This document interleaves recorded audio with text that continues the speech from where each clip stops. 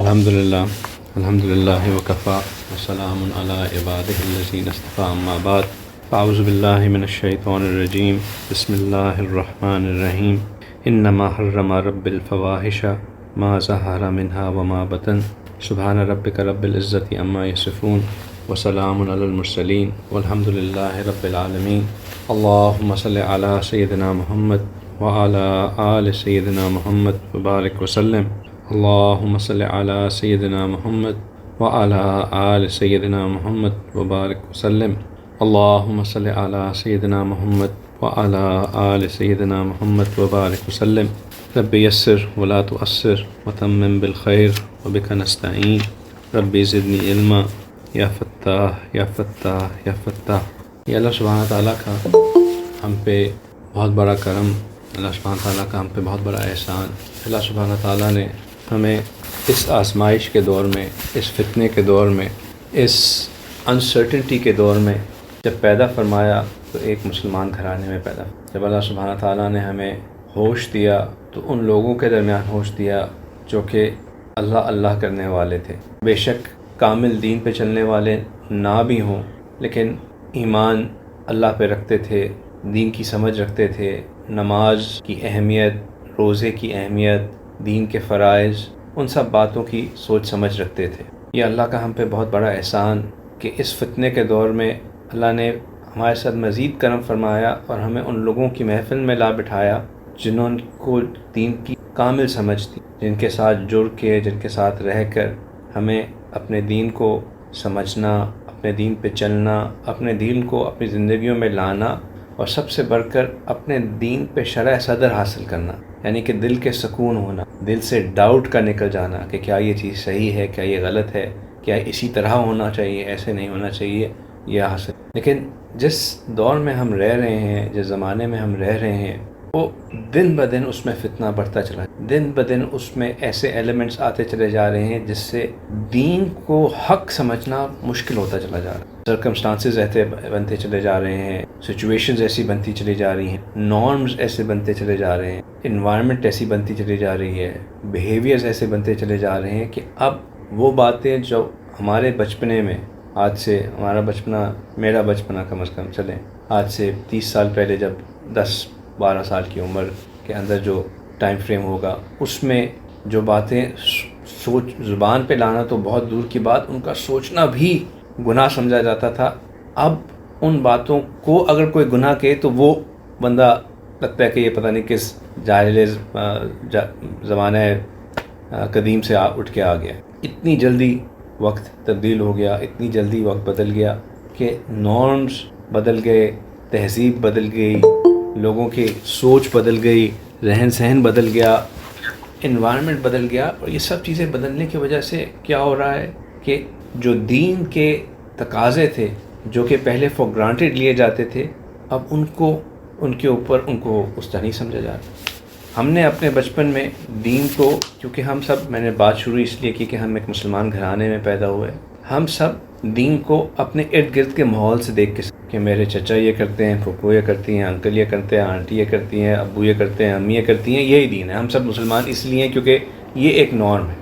اس وقت کی جو ہمارا گھروں کا ماحول تھا، ہمارے جو انفلوئنسز تھے، اس زمانے میں اگر کوئی خاتون بغیر دوپٹے کے نظر آ جاتی تھی تو اس کو بہت گناہ گار سمجھا جاتا تھا، اور اب کے دور میں دوپٹہ جو ہے وہ ایک بوجھ سمجھا جاتا ہے۔ اس کو دوپٹے کو نہ ہونا تو بہت ہی نارمل بات سمجھی جاتی ہے۔ میں پردے حجاب کی تو بات ہی نہیں کر رہا۔ لہٰذا ہو یہ رہا ہے کہ جو لوگ اب بھی دین کو اپنے ارد گرد کے ماحول کے لحاظ سے سمجھتے ہیں، ان کے لیے دین کی ویلیوز فردر کم ہوتی چلی گئی ہیں۔ ہمارے زمانے تک آنے تک، ہمارے داداؤں کے زمانے سے شاید دین کی ویلیوز اور کم ہو چکی ہوں، لیکن اب تو بہت ہی جلدی سے کم ہوتی جا رہی ہیں۔ اور اس کی وجہ ایکسٹرنل انفلوئنسز بہت بڑھ چکے، ایکسیس ٹو ایکسٹرنل انفلوئنسز بہت بڑھ چکے ہیں، یونیورسلٹی آف کانسیپٹس بہت زیادہ آتے جا رہے ہیں۔ کسی بھی قوم کو فتح کرنے کے لیے ملیٹریلی اس کو اتنا فتح نہیں کیا جاتا جتنا اس کی ذہن کو فتح کیا جاتا ہے۔ اگر ایک قوم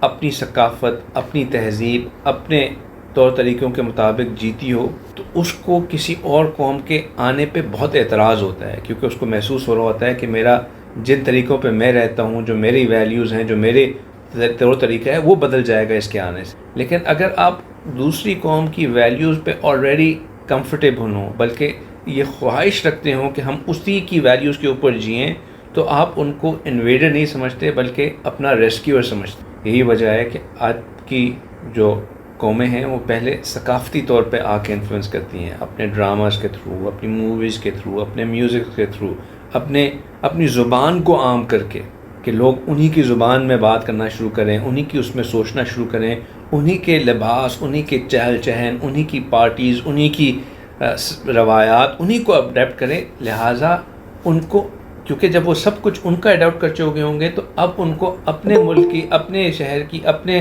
مذہب کی چیزوں میں گھٹن محسوس ہوگی. اب وہ جب دوسری قوم جس کی وہ ثقافت کو اپنا چکے ہوں گے وہ ان کے اوپر آئے گی تو وہ اس کو انویڈر نہیں سمجھے گی بلکہ ریسکیو سمجھے گی کہ اس نے آ کے ہمیں اس گھٹن والے ماحول سے جس میں ہم رہ رہے ہیں اس سے نجات عطا کر دی. ان سب چیزوں میں جو ایک چیز بہت کنایوں میں بات کر رہا ہوں یہ سب شاید، لیکن بات سمجھ میں آنا کوئی اتنی مشکل نہیں ہے اگر تھوڑا سا غور کریں میں کیا بات کر رہا ہوں. اس سب invasion of culture, invasion of thoughts, invasion of mindset میں جو چیز ہو رہی ہے وہ یہ ہو رہی ہے کہ ہمارے دین کا ایک جو بہت اہم پہلو، بہت اہم حصہ، بلکہ ہمارے دین کی جو مزاج ہے وہ بہت زیادہ کمپرومائز ہوتا ہے. اور ہمارے دین کا مزاج اصل میں حیا اور پاک دامنی. ہمارے دین کا مزاج حیا اور پاک دامنی. ہمارے دین کے اندر جو، اگر جسے کہتے ہیں نا کور، جس کے ارد گرد دین سارا کا سارا بلڈ ہوتا ہے، وہ حیا اور پاک دامنی. حیا ہمارے دین کا اتنا اہم حصہ ہے کہ نبی پاک صلی اللہ علیہ وسلم نے فرمایا فَإِنَّ الْحَيَاءَ مِنَ الْإِيمَانِ، کہ بے شک حیا جو ہے وہ ایمان میں سے. حیا ایمان کے شعبوں میں سے ایک شعبہ ہے، ایمان کی شاخوں میں سے ایک شاخ ہے. حیا کی موجودگی اس بات کو ڈٹرمن کرتی ہے کہ جو ہمارے ایمان کی جڑ ہے وہ مضبوط رہے. شاخ کیا رول پلے کرتی ہے؟ ایک درخت کی جو شاخیں ہوتی ہیں، وہ شاخیں درخت کے اوپر آنے والی جو بھی ہوا اور جو بھی چیزیں ہوتی ہیں اس کو برداشت کرتی ہیں اور اپنی جڑ کو مضبوط رکھے رہنے دیتی ہیں. جس درخت کی شاخیں کٹ جائیں یا شاخیں جھڑ جائیں، اس کے بعد کبھی آپ لوگوں نے کوئی گھر میں پلانٹس رکھے ہوں تو دیکھیے گا ہمیشہ پہلے اس کے پتے جلنا شروع کرتے ہیں، پتوں کے بعد جو ہے اس کی شاخیں جلنا شروع ہوتی ہیں، اور جب شاخیں جل جاتی ہیں تو پھر اس کی جو جڑ ہے وہ خراب ہوتی ہے. تو جب حیا جیسی اہم شاخ جو ہے وہ ختم ہو جاتی ہے تو پھر جو مین اس کا ٹرنک ہے ایمان کا وہ بھی ختم ہو جاتا ہے. اور ہمارے جس دور میں ہم رہ رہے ہیں، جس اس میں ہم رہ رہے ہیں، وہاں پہ حیا واقعی، میں یہ تو نہیں کہوں گا کہ بالکل ختم ہو گئی ہے، لیکن بہت بہت بہت کم ہو گئی حیا. بلکہ اب وہ وقت آ گیا ہے کہ جو حیا پہ رہنا چاہتے ہیں ان کو بندہ عجیب سمجھتا ہے. ان کو لگتا ہے کہ یہ پتہ نہیں کس قدیم زمانے کی مخلوق ہے جو یہ اس طرح کی دقیانوسی باتیں کر رہے ہیں. آج اللہ تعالیٰ نے دل میں یہ بات ڈالی کہ یہ ایک اتنا اہم ٹاپک ہے، اتنی اہم چیز ہے، تو تھوڑا سا اس کے بارے میں بات کر لی جائے کہ حیا کی ہمارے دین میں اہمیت ہے کیا اور حیا سے ملتا کیا. پتہ نہیں کہ میں نے انیشلی جب پلان کیا تھا تو تمہید کے صرف 2 منٹ تھے، تو 10 منٹ تو میں نے صرف تمہید میں ہی بانٹ دیے. تو اب پتہ نہیں باقی ٹاپک جو ہے وہ میں کور کر سکوں گا کہ اگلے 20-25 منٹ میں کہ نہیں، لیکن جتنی بات ہوگی اتنی باقی ہم انشاءاللہ بعد میں کر لیں گے. تو حیا ہے کیا؟ حیا کے معنی یہ ہوتے ہیں کہ انسان اپنے محسن کی ناراضگی سے کترائے شرمائے. وہ شخص جس کے اس کے اوپر بہت احسانات ہوں اس کی ناراضگی سے شرمانا، کترانا. اور اللہ سبحانہ تعالیٰ کے ہم پہ سب سے زیادہ ہے، بلکہ اللہ ہی کے ہم پہ احسان، اللہ ہی کی وجہ سے باقی بھی ہم پہ احسان کرے. تو اللہ کی ناراضگی کا دن میں اتنا خیال ہونا کہ کوئی ایسا کام کرنے سے جس سے اللہ ناراض ہو جائے، گھبرانا، کترانا، یہ حیا ہے. اور یہ حیا ایک نہایت ہی اہم چیز. یہ حیا انسان کے اندر ہچکچاہٹ رکھتی ہے، یہ حیا انسان کے اندر ایک جو ہے وہ ایک ریزسٹنس رکھتی ہے، ایک ہیزیٹیشن رکھتی ہے. جب انسان کے اندر سے کسی کام کی جھجک ختم ہو جائے، جب ہیزیٹیشن ختم ہو جائے، انسان گناہ کرنے سے، غلط کام کرنے سے نہ تو وہ گھبراتا ہے بلکہ ایک وقت آتا ہے کہ وہ گناہ کو گناہ ہی نہیں سمجھتا. جو ہیزیٹیشن اور جھجک ہوتی ہے یہ حیا کی وجہ سے. مثال کے طور پر کسی نے اپنے بچوں کو پالتے ہوئے ایک اصول رکھا کہ جی ٹی وی گھر پہ نہیں ہو. اب اس بچے کے دل میں ایک جھجک تھی کہ میں کہیں باہر بھی کسی کے گھر پہ بھی جا کے ٹی وی نہ دیکھوں، کیونکہ یہ بات غلط ہے۔ ہوتے ہوتے وہ بچہ اس سٹیج پہ آیا کہ وہ انڈیپینڈنٹ ہو گیا، اور اب اس نے خود اپنے گھر میں لا کے ٹی وی رکھ لیا، کیونکہ دل میں خواہش تھی۔ اب شروع میں تو جب وہ اس ٹی وی کو دیکھے گا تو اس کو احساس رہے گا کہ یار یہ مجھے بچپن سے بتایا گیا تھا یہ غلط ہے، میں اس کو غلط کر رہا ہوں، کرتا رہے گا، کچھ دیر بعد وہ جھجک ختم ہو جائے، اب وہ کھل کے ٹی وی دیکھے گا کیونکہ اب اس کو ایکسیس ہے۔ پھر ایک وقت یہ آئے گا کہ اس کو وہ کام برا ہی نہیں لگے گا، بلکہ وہ ایڈوکیٹ بن جائے گا کہ یار اس کو کام کرنے میں کیا برائی ہے۔ تو یہ جو جھجک کا ہونا، ہیزیٹیشن کا ہونا، یہ ایک بہت اہم چیز، شرم کا ہونا، کسی چیز کو کرنے میں گھبراہٹ کا ہونا۔ ایک دفعہ نبی پاک صلی اللہ علیہ وسلم ایک جگہ سے تشریف لے کے جا رہے تھے کہ انہوں نے دیکھا کہ ایک صحابی جو ہیں اپنے چھوٹے بھائی کو ناراض ہو رہے ہیں، ڈانٹ رہے ہیں، تم میں اتنی شرم ہے، اتنی حیا ہے، مجھے ڈر لگتا ہے کہ تم زندگی میں آگے کس طرح جاؤ گے جو اتنا تم شرماتے رہتے ہو، گھبراتے رہتے ہو۔ تو آپ صلی اللہ علیہ وسلم نے ان صحابی کو روکا اور ان سے کہا کہ یہ فاروق صاحب وہ نور ہے جو میرے پیچھے سے نظر آ رہا ہے نا، یہ وہ نور کی عکاسی ہو رہی ہے، تو اس کو نور سمجھ کے انجوائے کریں۔ پتہ نہیں وہ کہاں سے ریفلیکشن آ رہی ہے، مجھے نہیں سمجھ میں آ رہی۔ آپ اپنا گمان یہ رکھیں کہ یہ نور آ رہا ہے شیخ سے۔ ٹھیک ہے، میں نور کو چھپا لیتا ہوں۔ تو پتہ نہیں کیا بات کر رہا تھا۔ جی، آپ صلی اللہ علیہ وسلم نے ان سے کہا کہ اس کو مت ڈانٹو، کیونکہ یہ جو حیا ہے یہ ایک بہت اہم چیز ہے، پسندیدہ چیز ہے۔ اللہ کو اس طرح کی حیا کا ہونا، اس طرح کی شرم کا ہونا پسند ہے۔ آپ صلی اللہ علیہ وسلم نے فرمایا الحیاء من الایمان، حیا ایمان کا حصہ ہے، والایمان فی الجنہ، اور ایمان جنت میں جانے کا سبب ہے، والبذاء من الجفاء، اور بے حیائی جفا ہے، اور والجفاء فی النار، اور جفا جہنم میں جانے کا۔ تو یہ جو حیا کا ہونا جو ہے بہت ہی اہم چیز اور بہت ہی پسندیدہ چیز۔ اللہ سبحانہ تعالیٰ نے جس کے اندر حیا ہوتی ہے، اللہ سبحانہ تعالیٰ کو یہ کوالٹی اتنی زیادہ پسند ہے کہ اللہ سبحانہ تعالیٰ نے اس کوالٹی کی تعریف، اس حیا کی تعریف قرآن پاک میں کہاں کی کہ جب حضرت شعیب علیہ السلام کی بیٹی حضرت موسیٰ علیہ السلام کے لیے پاس تشریف لے کے گئیں اور ان سے کہا کہ ہم پانی لینے میں مدد کریں، تو جو ان کی چال چلن تھی، جس طرح ان کے اندر ایک ہیزیٹیشن تھی موسیٰ علیہ السلام سے ایک اسٹرینجر سے بات کرنے میں، اور جو ان کی اندر حیا تھی، اللہ سبحانہ تعالیٰ نے اس کا ذکر کیا۔ اللہ سبحانہ تعالیٰ کہتے ہیں وَجَاءَتْهُ إِحْدَاهُمَا تَمْشِي عَلَى اسْتِحْيَاءٍ، کہ وہ ان کے پاس آئی اس میں ایک لڑکی شرماتی ہوئی، اس طرح کہ ایک لڑکی شرماتی ہوئی۔ تو لڑکی کا وہ شرماتے ہوئے آنا، اس کا اندر حیا کا ہونا اللہ سبحانہ تعالیٰ کو بہت محبوب تھا، اور یہی وجہ ہے کہ نبی پاک صلی اللہ علیہ وسلم نے فرمایا کہ اذا لم تستحی فاصنع ما شئت، کہ اگر تمہارے اندر سے حیا نکل جائے تو پھر چاہے تم جو مرضی۔ کہنے کا مطلب یہ نہیں کہ حیا کو نکال دو پھر تمہیں کھلی چھٹی ہے، کہنے کا مطلب یہ ہے کہ اگر حیا انسان کے اندر سے چلی جائے تو پھر انسان کے اندر کوئی اور چیز باقی نہیں رہتی، پھر وہ بے شک اپنے آپ کو جس مرضی پلٹ لے، اب اس کو روکنے والی کوئی۔ حیا کے 3 درجے ہیں۔ سب سے پہلی حیا ہے اللہ سبحانہ تعالیٰ کے ساتھ اس بات کا احساس ہونا کہ اللہ مجھے دیکھ رہے ہیں، اللہ میرے ساتھ ہے، کوئی ایسی جگہ نہیں ہے جہاں کہ میں اللہ سے چھپا ہوں، جہاں میں اللہ سے دور ہوں، جہاں پہ اللہ مجھے کہ میں اللہ کو کچھ میں اللہ کے کہے ہوئے کے خلاف کر لوں اور اللہ مجھ سے خوش رہے۔ ہر وقت اللہ کا استحضار رکھنا، ہر وقت اس بات کا خیال ہونا کہ اللہ میرے ساتھ ہیں، اللہ مجھے۔ حیا کا دوسرا درجہ ہے حیا لوگوں کے ساتھ، اور یہ لوگوں کے ساتھ جو حیا ہے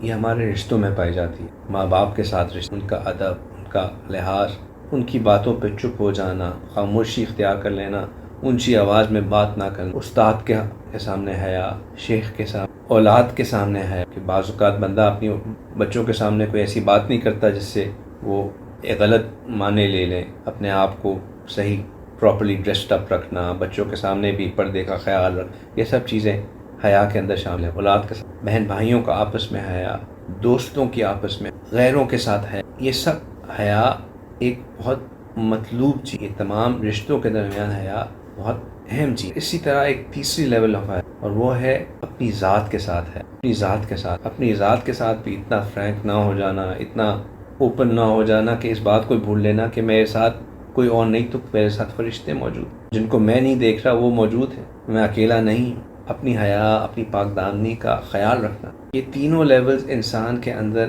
اللہ سبحانہ تعالیٰ کی پریزنس، اللہ سبحانہ تعالیٰ کی استحضار کو قائم رکھنے بہت خیال رکھنا، بہت اہم کردار ادا کرتا ہے۔ حیا کا جو ڈائریکٹ لنکڈ ہے وہ ہے پاک دامنی کے ساتھ۔ حیا کے اندر بھی بہت سے ڈفرینٹ اسپیکٹس حیا، لیکن جو سب سے زیادہ حیا کا رول ہے وہ پاک دامنی. میں نے کہا نا کہ حیا ان چیزوں میں سے ہے جو کہ ہمارے دین کی مجاز کی عکاسی کرتا ہے. ہمارا دین جو ہے وہ حیا کے ارد گرد بلڈ اراؤنڈ ہے. ہمارا دین ان تینوں اسپیکٹس آف حیا، جب ہم کسی کے ساتھ جھوٹ بول رہے ہوتے ہیں ہمیں جھجک نہیں ہوتی، جب ہم چوری کر رہے ہوتے ہیں ہمیں جھجک نہیں ہوتی کہ ہمارے ساتھ کیا ہوگا، تو یہ بھی بے حیائی. جب ہم فحش کام کر رہے ہوتے ہیں کھل کے کر رہے ہوتے ہیں یہ بھی بے حیائی. جب ہم غلط ریلیشن شپس میں انٹر ہوتے ہیں یہ بھی بے حیائی. ہمارے دین نے ہر چیز کو اس لیے اس کی روٹ کے اوپر ختم. یہی وجہ ہے کہ مردوں کو بالکل نظروں کے اوپر قابو پانے کا حکم دے دیا کہ وہاں سے ہی اس کو کنٹرول کرو. عورتوں کو شروع سے ہی پردوں کا حکم دے دیا کہ وہاں سے ہی اس کو کنٹرول. انٹرمنگلنگ کو شروع میں ہی ختم کر دیا کہ جو چیزیں ان چیزوں کو کیا کہتے ہیں کہ فین کرتی ہیں ان کو ہی کرب کر دیا کہ وہ بات وہاں جا ہی نہ، اس بات اس موقع تک ہی نہ آ سکے. اور اب جو ان چیزوں پہ عمل کرنے کی کوشش کرتے ہیں ان کو فنڈامنٹلسٹ کہا جاتا ہے، ان کو بیکورڈ کہا جاتا ہے، لیکن روٹ یہاں ہی ہے. اگر یہاں پر ہی اس کو کرب کر دیا جائے گا تو پھر بات آگے جائے گی نہیں. آگے جا کے اس کو کنٹرول کرنا بہت مشکل. اور جو حیا کے ساتھ سب سے جو بیسک چیز جڑی ہوئی ہوتی ہے پاک دامنی. پاک دامنی کو انگریزی میں کس طرح کہیں گے؟ پاک دامنی کا مطلب کہ انسان چیسٹٹی آپ کو مینٹین رکھے، اپنے آپ کو اپنی حدود میں رکھے. آسان لفظوں یہ کہتے ہیں. اللہ سبحانہ تعالیٰ نے اس کے اوپر قرآن پاک میں اجر عظیم کا وعدہ کیا. اجر عظیم کا وعدہ اللہ سبحانہ تعالیٰ کہتے ہیں والحافظین فروجہم، والحافظین فروجہم کہ وہ مرد جو اپنی شرمگاہوں کی حفاظت کرتے ہیں، والحافظات اور وہ عورتیں بھی، والذاکرین اللہ کثیر والذاکرات اور اللہ کا ذکر کثرت سے کرتے ہیں مرد اور عورتیں دونوں، ذاکرین و ذاکرات دونوں. اعد لہم مغفرۃ و اجرا. اللہ سبحانہ تعالیٰ نے ان کے لیے مغفرت اور بڑا ثواب تیار کر دیا. آیت بڑی خوبصورت آیت ہے، تھوڑا سا اس کے اوپر غور. اللہ سبحانہ تعالیٰ نے کہا کہ والحافظین فروجہم والحافظات، یعنی کہ جو اپنی شرم گاہوں کی حفاظت کرنے والے مرد اور عورتیں ہیں، والذاکرین اللہ کثیرا والذاکرات اور اللہ کو کثرت سے یاد کرنے والے مرد اور عورتیں. قرآن میں جب چیزوں کو کسی آرڈر میں لکھا جاتا ہے تو اس کی ایک وجہ ہوتی ہے. اللہ سبحانہ تعالیٰ اگر کہنا چاہتے تو اس طرح بھی کہہ سکتے تھے کہ والذاکرین اللہ کثیرا والذاکرات والحافظین فروجہم والحافظات.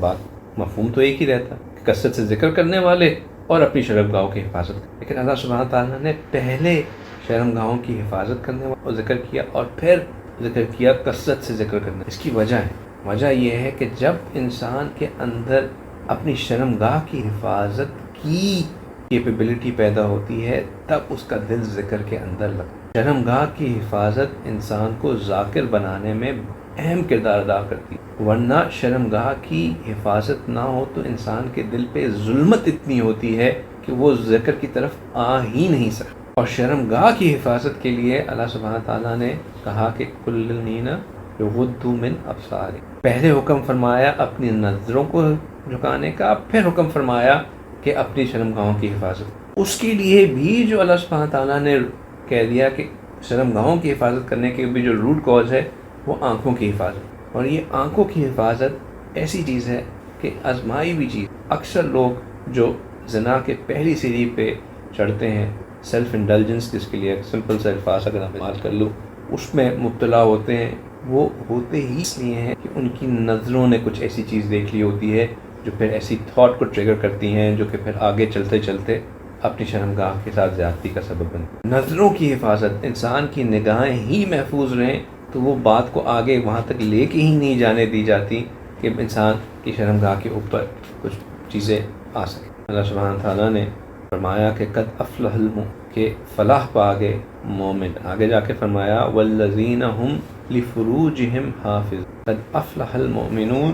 پھر آگے جا کے ان کی باقی کوالٹیز بتانے کے بعد فرمایا کہ ان میں سے ایک کوالٹی ان کی وہ بھی ہے کہ والذین هم لفروجہم حافظون، وہ اپنی شرمگاہوں کی حفاظت کرنے والے ہیں. تو مومن اندر کی ایک خوبی ہوتی ہے کہ وہ اس بات تک، اس کی حیا اس بات کا کی اجازت ہی نہیں دیتی کہ وہ وہاں تک پہنچ جائے کہ معاملہ شرمگاہ کی تک پہنچ جائے. اور وہاں تک روکنے سے چیزیں پلے کرتی ہیں رول. ان میں سب سے پہلے آنکھ، اس کے بعد زبان. اور کان، یہ تینوں چیزیں جو ہے نا یہ بہت اہم رول پلے کرتے ہیں۔ یا تو ہم نے کوئی ایسی بات سنی ہوتی ہے جو کہ اس طرح کی تھاٹ کو ٹریگر کر رہی ہوتی، یا ہم نے کوئی چیز ایسی دیکھی ہوتی ہے جو کہ ایسی چیز کو ٹریگر کر رہی ہوتی، یا ہم نے کسی کو کوئی ایسی بات کہی ہوتی ہے جو پھر اب ہمیں مجبور کر رہی ہوتی ہے کہ ہم جائیں۔ تو یہ آنکھ، زبان اور کان، یہ جو کمبینیشن ہے یہ انسان کی حیا کے اندر بہت اہم رول۔ یہ جو اللہ سبحانہ تعالیٰ قد افلح المؤمنون، فلاح کہتے ہیں کہ کسی چیز کا، کاشتکار کو فلاح کہا جاتا ہے۔ کیوں کہا جاتا ہے اس کو فلاح؟ کیونکہ کاشتکار جو ہے وہ بیج کو زمین سے نکال کے اوپر لگاتا ہے۔ فلاح ایسی کامیابی کو کہتے ہیں کہ وہ واپس اس پہ لوٹ نہ سکے۔ ایک پودا جب بیج سے نکل آئے تو کبھی دوبارہ بیج نہیں بن سکتا، اس پودے میں سے بیج نکل سکتا ہے لیکن وہ پودا خود کبھی بیج نہیں بن سکتا۔ فلاح بھی ایسی کامیابی ہے جو کہ ایک دفعہ حاصل ہو جائے تو پھر وہ ناکامی، مطلب اس کے بعد ناکامی نہیں آتی۔ نبی پاک صلی اللہ علیہ وسلم نے قریش کے نوجوانوں کو ایک دفعہ خطاب کرتے ہوئے فرمایا، یا شباب قریش، اے قریش کے نوجوانوں، احفظوا فروجکم، اپنی شرمگاہوں کی حفاظت کرو، لا تزنوا، زنا مت کرو، الا من حفظ فرجہ فلاح الجنہ، جان لو کہ جس نے اپنی شرمگاہ کی حفاظت کی اس کے لیے بہت بڑی اس اللہ سبحانہ تعالیٰ نے جو ہے وہ بشارتیں دی اپنی حیا کو مینٹین رکھنے۔ یہ ایک دنیا کا اصول ہے کہ جیسا کرو گے ویسا بھرو، اور یہ اصول اللہ سبحانہ تعالیٰ نے پاک دامنی کے لحاظ ساتھ بھی جوڑ کے اللہ سبحانہ تعالیٰ کہتے ہیں کہ والطیبات والطیبون للطیب، کہ پاکیزہ عورتیں پاکیزہ مردوں کے لیے اور پاکیزہ مرد پاکیزہ عورتوں۔ جس طرح اگر ہم اس بات کو چاہتے ہیں کہ ہمارے گھر کی عورتیں پاک دامن، ہماری اولاد کے اندر نیکی ہو، پاک دامنی ہو، اگر ہم یہ چاہتے ہیں کہ ہمارے گھر میں حیا ہو، ہماری بیٹیوں میں حیا ہو، ہمارے گھر کی افراد میں حیا ہو، تو وہ تبھی ممکن ہے کہ اگر ہم یہ سمجھتے رہیں کہ میں جو مرضی کرتا رہوں، جو مرضی دیکھتا رہوں، جو مرضی سنتا رہوں، جو مرضی بولتا رہوں، جس مرضی کے ساتھ اٹھتا بیٹھتا رہوں، اور گھر والوں کو میں نے نماز روزے پہ رکھا ہوا ہے، گھر پہ ڈنڈا رکھا ہوا ہے، بچوں کو میں قرآن پڑھا رہا ہوں، یہ کر رہا ہوں، تو یہ ہماری جو کہ اللہ کا اصول، جیسی کرنی ویسی۔ اگر ہم چاہتے ہیں کہ ہمارے گھر میں نیکی ہو، ہمارے گھر میں پاک دامنی، گھر میں اچھائی ہو، ہمارے گھر میں خیر خواہی ہو، ہمارے گھر میں شرم و حیا ہو، کے لیے سب سے پہلے ہمیں یہ ساری چیزیں اگر ہمارے اندر یہ چیزیں نہیں ہوں گی تو یقیناً ایسا ہوگا کہ کہیں نہ کہیں گھر کوئی گڑبڑ۔ ایک شیخ تھے، وہ کہتے تھے کہ جب تک میں اللہ کی اطاعت میں ہوں میرے ماتحت، جس دن میں نے اللہ کی اطاعت چھوڑی اس دن میرے ماتحت ہوں۔ اگر ہم چاہتے ہیں کہ ہماری بیوی، ہمارے بچے، ساتھ کام کرنے والے، ہمارے سب آرڈنیٹ، حتیٰ کہ ہماری سواری کے جانور، وہ ہمارے ساتھ ہمارے تابع رہیں، تو ہمیں اپنی مالک کامل اتباع کرنا۔ جہاں ہم نے اللہ کے ساتھ حیا کو چھوڑا، وہاں کوئی نہ کوئی ہمارے ساتھ ہے۔ ایک بادشاہ تھا، کسی عالم نے یہ کہا کہ اگر جو بندہ جیسا عمل کرتا ہے اس کی اولاد کے ساتھ ویسا عمل ضرور ہو کے رہتا ہے، تو اس بادشاہ نے سوچا کہ میں تجربہ کر کے، اس نے اپنی ایک شہزادی کو کہا کہ تم عام سا لباس پہن کو کھلا کر شہر میں جاؤ اور جو تمہارے ساتھ ہو وہ آ کے ہو بہو ایسا ہی مجھے بتا۔ اس کی بیٹی شہر میں گئی، خوبصورت حسین بچی تھی، شہر میں کھلے چہرے کے ساتھ عام لباس میں، کسی نے پہچانا نہیں، شہزادی تھی، لیکن اللہ کا کرنا ایسا ہوا کہ جو بھی اس کو دیکھتا خود ہی حیا کر کے نظر نیچے کر لیتا اور ادھر ادھر ہو جاتا، اور وہ پورے بازار سے بغیر کسی کے کچھ کہے کہ واپس آ گئی۔ جب محل میں داخل ہوئی تو اس کو نظر آیا کہ مطلب کسی جو محل کے کوئی سپاہی تھا، اس نے دیکھا، اس نے سمجھا کہ کوئی عام سی محل میں کام کرنے والی خاتون ہے، اس نے اس کو پکڑا، اس کو سینے سے لگایا، اس کا بوسہ وغیرہ لیا اور اس کو چھوڑ دیا۔ تو اس نے آ کے بادشاہ کو بتایا کہ میرے ساتھ یہ ہوا۔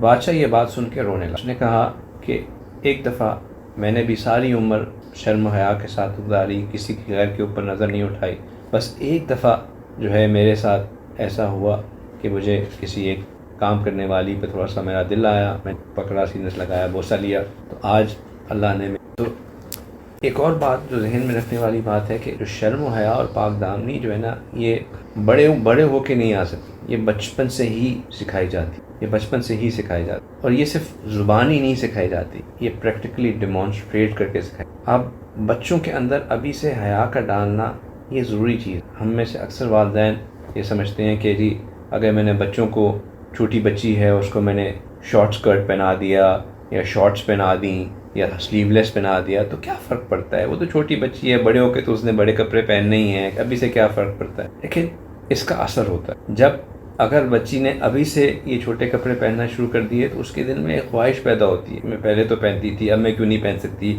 اب میرے اوپر کیوں ریسٹرکشنز آ گئیں۔ اگر ہم بچوں کو شروع سے صحیح کپڑے پہنائیں، نماز کے لیے جا رہے ہوں، اپنے بیٹوں کو بھی فل سلیوز پہنائیں، ان کو بتائیں کہ ہم اللہ کے سامنے نماز حاضر ہونا جا رہے ہیں، اچھی بات ہے، نبی پاک صلی اللہ علیہ وسلم کی سنت ہے پورے کپڑے پہن کے نماز پڑھنی، یہ باتیں سکھائیں گے تو ان کے دل میں ایک حیا کا عنصر پیدا ہونا شروع ہوگا کہ اللہ کے سامنے حیا کا کوئی کانسیپٹ ہوگا۔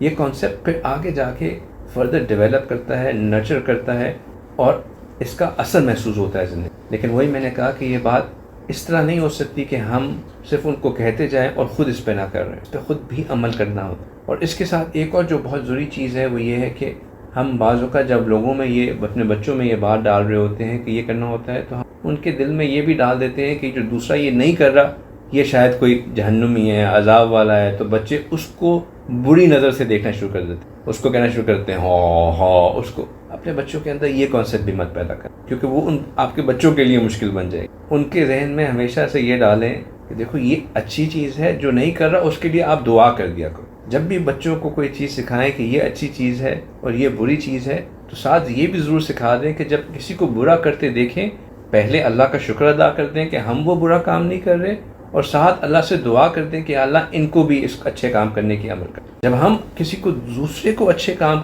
کرنے کے لیے دعا کر دیں گے تو اللہ سبحانہ تعالیٰ اس دعا کی برکت سے ہمیں بھی اس کام پہ باقی رکھیں گے اور دوسرے کے لیے بھی خیر کا معاملہ۔ میں نے دیکھا ہے کہ جب ہم بچوں کو اس طرح دوسروں کی مثالیں دے کے کہہ رہے ہوتے ہیں نا کہ وہ کیسے دوسروں بچے کے اندر ایک اور بہت بڑا گناہ تکبر وہ پیدا ہونا شروع، حقارت، دوسروں کو حقارت کی نظر سے دیکھنا، یہ پیدا ہونا شروع۔ یہ ایک شارٹ کمنگ ہے، اس کا ہمیں خاص خیال رکھنا چاہیے کہ دوسروں کی حقارت پیدا نہ ہو، دوسروں کے لیے ان کے دل میں وہ نہ پیدا ہو۔ اللہ سبحانہ تعالیٰ جن 7 لوگوں کو روز محشر اپنے عرش کے سائے میں جگہ عطا فرمائے سے ایک لوگ وہ بھی ہوں گے جن کو ایک اچھی نسبت والی عورت نے زنا کی دعوت دی ہو اور وہ اس سے یہ کہہ کے ہٹ جائیں کہ یا خاف کہ میں اللہ سے ڈرتا ہوں، مجھے اللہ کا خوف ہے، وہ اس سے ڈر جائیں۔ اور یہ تبھی پیدا ہوتا ہے، اس موقع پہ آ کے یہ بات کہنا انی اخاف اللہ تبھی ہو سکتا ہے جب انسان کے اپنے اندر اس کے کور کے اندر جو ہے حیا پھیلے۔ اگر انسان تنہائی میں زبان نگال کے ایک جو ہے وہ فینٹیسائز کرتا رہتا ہو تو جب موقع آئے گا تو یہ نہیں سوچ سکتا کہ اس وقت وہ بندہ کہہ دے کہ نہیں مجھے تو کرنا۔ اس وقت تو انسان کے اندر ہوگا کہ جس چیز کے لیے تم ہر وقت فینٹیسائز کرتے رہتے ہو اب تو آ گئی، اب کرو۔ اس وقت انسان کی لاجک اس کو پیچھے نہیں ہونے دے گی۔ یہ تبھی ہوگا جب انسان شروع سے ہی اپنے آپ کو روکے رکھا ہوگا۔ آپ صلی اللہ علیہ وسلم نے فرمایا جو میرے لیے اپنی رانوں کے درمیان چیز یعنی شرمگاہ اور جبروں کے درمیان چیز یعنی زبان کی حفاظت کی ضمانت دے دے، میں اسے جنت میں داخلے کی ضمانت دے۔ تو یہی وجہ ہے کہ آپ صلی اللہ علیہ وسلم پاک دامنی کے لیے دعائیں سکھایا کرتے۔ جو شخص اپنی نظروں کی حفاظت کرنے والا ہوگا اسے جنت میں جب اللہ سبحانہ تعالیٰ اگر تو جنت میں جانے کا موقع عطا فرما بھی دیں، اس کے بعد بھی اللہ سبحانہ تعالیٰ کا دیدار جو ہے اس میں بھی کیٹیگریز ہوں گے۔ کچھ لوگ وہ ہوں گے جن کو بے حجاب اللہ سبحانہ تعالیٰ کا دیدار نصیب، اور وہ ہوں گے جنہوں نے اپنی نظروں کی خوب حفاظت۔ پھر کچھ لوگ ہوں گے ان کو اللہ سبحانہ تعالیٰ کا دیدار اس طرح نصیب ہوگا جیسے برقعے کے پیچھے سے کسی نیٹڈ کپڑے کے پیچھے سے ہم دیکھتے ہیں نا تو چیز بڑی ایک، جیسے ابھی وہ کہہ رہے تھے کہ اسکرین پہ میں نظر نہیں آ رہا تھا کہ وہ لائٹ بہت زیادہ آ رہی تھی تو ایک بلرڈ امیج آ رہی تھی۔ تو یہ جو بلرڈ امیج ہے نا یہ تب ہوگی جب انسان نے نظروں سے اتنا گناہ کیا ہوگا کہ اب اللہ سبحانہ تعالیٰ کی ذات اقدس پاک ذات کو انسان صحیح دیکھ نہیں سکتی۔ جو دعا ہم کرتے ہیں کہ اللہ اپنا بے حجاب جو ہے ہمیں اپنا جلوت کرائیے گا، وہ اسی لیے کرتے ہیں کہ ہم اگرچہ کہ اپنے گناہوں کو جانتے ہیں لیکن اللہ سے دعا کرتے ہیں کہ اللہ ان کو معاف کر دیں کہ ہم آپ کو بے حجاب دیدار نصیب۔ آپ صلی اللہ علیہ وسلم نے دعائیں سکھائیں اپنے اندر پاک دامنی کو پیدا کرنے کے لیے، اسد الہدا والتقا والعفاف والغنا، اللہم انی اسألک الصحۃ والعفۃ والامانۃ والخلق والرضا بالقدر، اللہم طہر قلبی من النفاق وعملی من الرياء ولسانی من الكذب وعینی من الخیانۃ فإنک تعلم خائنۃ العین وما تخفی الصدور، اللہم الہمنی رشدی وبعدنی من شر نفسی۔ تمام خوبصورت دعائیں ہیں جو کہ ہمیں یاد کرنا ہمارے لیے ضرور۔ دیکھیں بات کو میں ختم کرتا ہوں،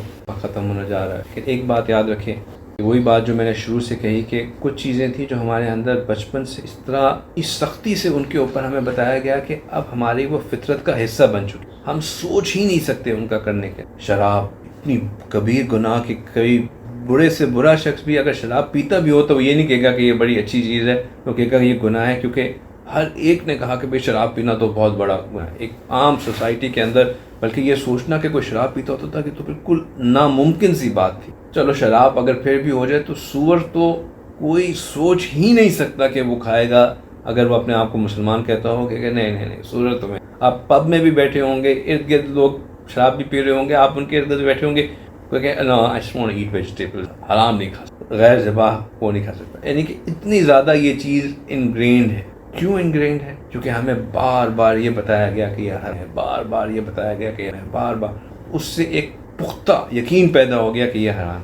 لیکن جس اللہ نے شراب کو حرام قرار، جس اللہ نے سور کو حرام قرار دیا، اللہ نے فحش کاموں کو بھی، بد نظری کا ہونا، غیر محرم کے ساتھ غیر تعلقات کا ہونا، اپنی جسم کی پیمائش، اپنی جسم کو پروموٹ کرنا، ان تمام چیزوں کو فحش کے نام سے، فحاشی کے نام سے اللہ سبحانہ نے فاحشہ کا لفظ استعمال کیا کہ یہ سب کی سب فحش چیز ہے، اور ان کو اس سے زیادہ واضح الفاظ میں اللہ سبحانہ تعالیٰ نے قرار دیا جس سے شراب کو حرام قرار، زیادہ واضح الفاظ میں فحاشت کو حرام قرار دیا بمقابلہ کے ان الفاظ کے جن سے شراب حرام ہو۔ لیکن کیونکہ یہ بات ہم سنتے نہیں آتے، کیونکہ یہ بات بار بار کہیں نہیں جاتی، یا اس کو ہم پریکٹیکلی دیکھتے نہیں ہیں، اس لیے ہمیں اس کی اہمیت نہیں۔ اللہ سبحانہ تعالیٰ قرآن میں فرماتے ہیں وَيَنْهَا عَنِ الْفَحْشَاءِ، اور اللہ منع کرتا ہے تمہیں فحش، وَيَنْهَا عَنِ الْفَحْشَاءِ وَالْمُنْكَرِ وَالْبَغْيِ، ان تمام چیزوں سے اللہ سبحانہ تعالیٰ منع فرماتے ہیں۔ وَيَنْهَا عَنِ الْفَحْشَاءِ، پھر اگر یہ کم تھی، اگر اس میں بھی بندہ کہتے ہیں اللہ تعالیٰ منع کر رہے ہیں، حرام تو نہیں کھا، تو ایک اور آیت میں اللہ سبحانہ تعالیٰ کہتے ہیں اِنَّمَا حَرَّمَ رَبِّي، کہ بے پیغمبر کہہ دیجئے کہ بے شک اللہ نے، میرے اللہ نے حرام فرمایا کس چیز کو؟ فواحش، فحش کاموں کو۔ کون سے فحش کاموں کو؟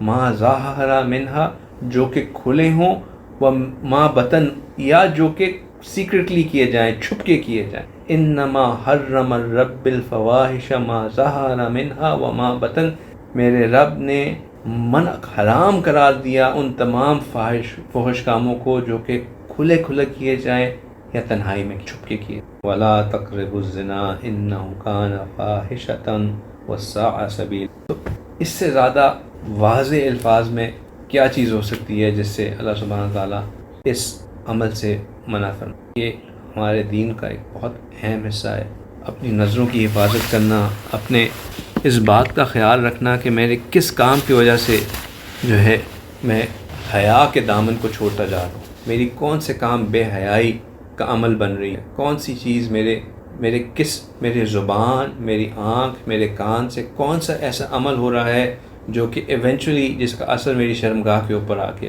نظر آئے گا۔ یہ تمام چیزوں کا خیال رکھنا بہت اہم، بہت ضروری۔ نہیں رکھیں گے تو اس سے اس زمانے میں رہتے ہوئے چیز پہ اثر ہوگا، وہ الٹیمیٹلی یہ وہ شاخ ہے جس نے ہمارے ایمان کو بچا کر، اگر اس شاخ کو ہم نے کاٹ دیا تو اپنے ایمان کو بچا۔ اللہ سبحانہ تعالیٰ بچنے کی توفیق عطا فرمائے، اللہ سبحانہ تعالیٰ ہمارے لیے آسانیاں پیدا فرمائے، ہمارے ایمان کی حفاظت فرمائے۔